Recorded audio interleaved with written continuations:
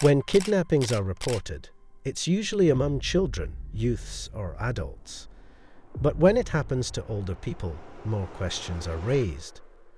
On the 9th of February, Maria del Carmen Lopez, a 63-year-old woman, was kidnapped in Pueblo Nuevo, a municipality in the southwestern Mexican state of Colima. Despite what her name suggests, Maria holds dual citizenship with America and Mexico. She moved to Mexico about a month before the incident after her retirement. On the day of the incident, witnesses described seeing a white van drive onto her property. Apparently, words were exchanged between Maria and the car occupants, and Maria was said to refuse to enter the car with them. However, the choice was taken out of her hands when someone came out of the van and helped pull her into the van. A mother of 7 and grandmother, Maria was kidnapped early February, but her case and other missing persons cases in Mexico are getting more exposure recently after 4 Americans were kidnapped this month crossing the border to Matamoros, Mexico, for a medical procedure. 2 of them were killed, and the 2 others were returned safely to U.S. soil, one with a gunshot and the other unharmed. On the 19th of March, the FBI offered a $20,000 reward for Maria's case.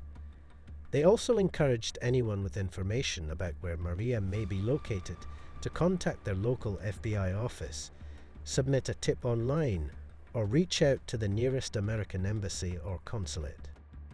Reports of progress that have been made in regards to Maria's case have been few and far between.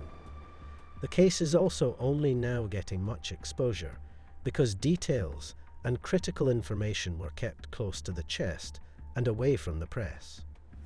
The FBI and investigating authorities didn't share details on the case, but they described Maria as having blonde hair, brown eyes, and tattooed eyeliner. Zonia, her daughter, says they were asked to pay a large ransom by her kidnappers. According to her report on NBC Nightly News on Friday, they were able to hear what sounded like a recording of their mothers pleading for them to please help her. We're able to hear what sounds to us like a recording of her pleading for us to please help her. The investigation into Lopez's disappearance was opened by the Colima Attorney General's office on the day of the suspected kidnapping, and the Mexican Attorney General's specialized prosecutor for organized crime has since requested to take the case.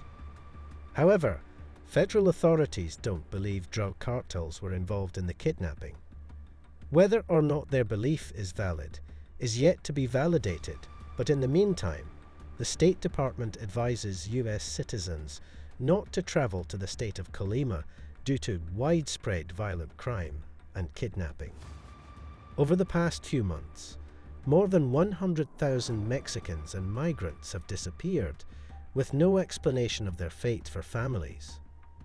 Maria's case, like the case of the 4 kidnapped U.S. citizens, received more limelight than those of Mexican citizens, and that has raised some eyebrows and social complaints against Mexican authorities, and whether a foreigner's life is worth more than that of a Mexican citizen. Mexico has always been a home for gang violence, and the US-Mexico border is one that has lots of risk. Hopefully, as her family believe, Maria would be recovered alive and in good health, and this will be a turning point for the crime rate in Mexico.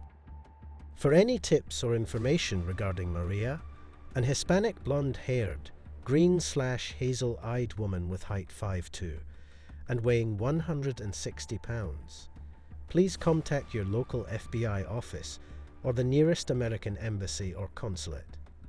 The links will be left in the description below.